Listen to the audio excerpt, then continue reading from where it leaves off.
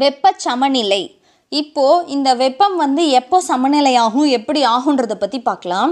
2 அல்லது அதற்கு மேற்பட்ட பொருள்களுக்கிடையே எந்த வெப்ப ஆற்றல் பரிமாற்றமும் இல்லை எனில் அந்த பொருள் வெப்ப சமநிலையில் உள்ளது என்று பொருள். வெப்ப சமநிலை என்றால் என்ன அப்படின்னா, 2 இல்லைன்னா அதுக்கு மேற்பட்ட பொருள்கள், இப்போ ஒரு ஹாட் வாட்டர் ஒரு கோல்டு வாட்டர் 2 இருக்குது அப்படி எடுத்துக்கலாம். இல்லைன்னா ஒரு ஜில்லுன்னு இருக்கிற ஒரு இரும்பு கம்பி, நல்லா சூடுபடுத்தின ஒரு இரும்பு கம்பி, இது 2 இருக்குது. இப்போது இந்த 2 பொருள்களுக்கு இடையே எந்த வெப்ப ஆற்றல் பரிமாற்றமும் இல்லை எனில், இப்போது இந்த சூடாக இருக்கிற கம்பியையும் ஜில்லுன்னு இருக்கிற கம்பியையும் ஒன்று டச் பண்ணுற மாதிரி வச்சா அங்கே என்ன நடக்கும்? சூடாக இருக்கிற கம்பியிலேருந்து ஜில்லுன்னு இருக்கிற கம்பிக்கு வெப்பம் மாறும். அப்போது அங்கே மாற்றம் நடக்கும். இதுவே வெறும் சாதாரண 2 கம்பிகள், எங்கே டெம்பரேச்சர் அதிகமும் படுத்த வேண்டாம் கம்மியும் படுத்த வேண்டாம், நார்மலாக இருக்கிற 2 கம்பி, அதை 2ஐயும் பக்கத்தில் வைக்கிறோம். ஒட்டி வைக்கும்போது அங்கே என்ன நடக்கும்? அங்கே எந்த வெப்ப பரிமாற்றமும் நடக்காது. ஏன்னா அங்கே 2 பேர்கிட்டையும் வெப்பம் சமமாக இருக்குது. ஸோ எந்த வெப்ப ஆற்றல் பரிமாற்றமும் இல்லை எனில் அந்த பொருள் வெப்ப சமநிலையில் உள்ளது என்று பொருள். அங்கே வெப்ப ஆற்றல் பரிமாற்றம் நடக்கலைன்னா என்ன அர்த்தம்? 2 பேர்கிட்டையும் வெப்பம் சம அளவில் இருக்குது அப்படின்னு அர்த்தம். ஸோ இதை தான் வெப்ப சமநிலை அப்படின்னு சொல்கிறோம். வெப்பநிலை வேறுபாட்டினால் வெப்ப ஆற்றல் ஒரு பொருளிலிருந்து மற்றொரு பொருளுக்கு பரவுகிறது. என்னன்னா, எப்போ இந்த வெப்ப ஆற்றல் ஒரு பொருளிலிருந்து இன்னொரு பொருளுக்கு போகும்னா, ஒன்னோட வெப்பமும் இன்னொரு பொருளோட வெப்பமும் சமமில்லாமல் இருக்கும்போது, ஒரு பொருளில் அதிக வெப்பமும் ஒரு பொருளில் கம்மி வெப்பமும் இருக்கும்போது தான் வெப்பம் அந்த பொருளிலிருந்து இந்த பொருளுக்கு பரவும். ஒரே வெப்பநிலையில் உள்ள 2 பொருள்கள் வெப்ப சமநிலையில் உள்ளது எனவும் வரையறுக்கலாம். அதே மாதிரி இப்போ 2 பொருள் இருக்குது, ஒரே டெம்பரேச்சரில் 2 பேர் இருக்காங்கன்னா அவங்க வெப்ப சமநிலையில் இருக்காங்க அப்படின்னு நாம் அதை அண்டர்ஸ்டாண்ட் பண்ணிக்கலாம்.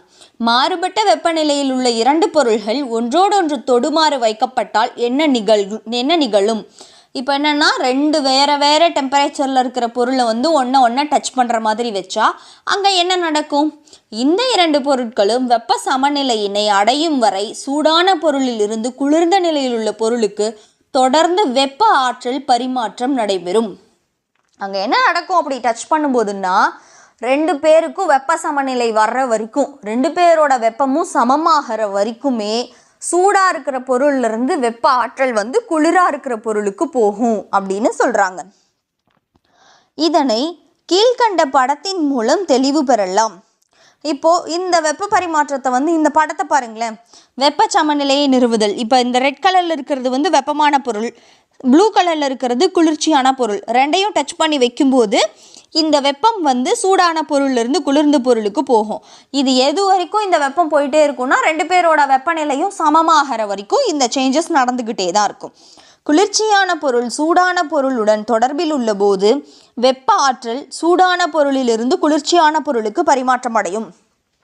ஒரு குளிர்ச்சியான பொருளும் ஒரு சூடான பொருளும் தொடர்பில் இருக்கும்போது இந்த வெப்ப ஆற்றல்ன்றது சூடான பொருளில் இருந்து குளிர்ச்சியான பொருளுக்கு பரிமாற்றம் நடந்துகிட்டு இருக்கு. இதனால் குளிர்ச்சியான பொருளின் வெப்பநிலை உயரவும் சூடான பொருளின் வெப்பநிலை குறையவும் செய்கிறது. இந்த வெப்ப பரிமாற்றம் நடக்கிறதுனால என்ன நடக்கும்? சூடாக இருக்கிற பொருள் அதுக்கிட்ட இருக்கிற சூடை கொடுத்துக்கிட்டு இருக்கு. அப்போ அங்கே என்ன ஆகும்? வெப்பம் குறையுது. குளிர்ச்சியாக இருக்கிற பொருள் என்ன பண்ணுது? சூடாக இருக்க பொருள்கிட்ட இருந்து வெப்பத்தை வாங்கிக்கிட்டு இருக்கு. அப்போ அதனால் இங்கே என்ன நடக்குது? வெப்பம் உயர்ந்துக்கிட்டு இருக்கு. இந்த 2 பொருள்களும் சம வெப்பநிலையை அடையும் வரை இது தொடர்ந்து நிகழும். இந்த 2 பொருள்களும் அவங்களோட 2 பேரோட டெம்பரேச்சரும் ஈக்குவல் ஆகிற வரைக்கும் இந்த அவங்க 2 பேருமே வெப்பச்சமநிலையை அடையிற வரைக்கும் இந்த பரிமாற்றம்ன்றது கண்டினியூஸாக நடந்துக்கிட்டு இருக்கும் அப்படின்னு சொல்கிறாங்க.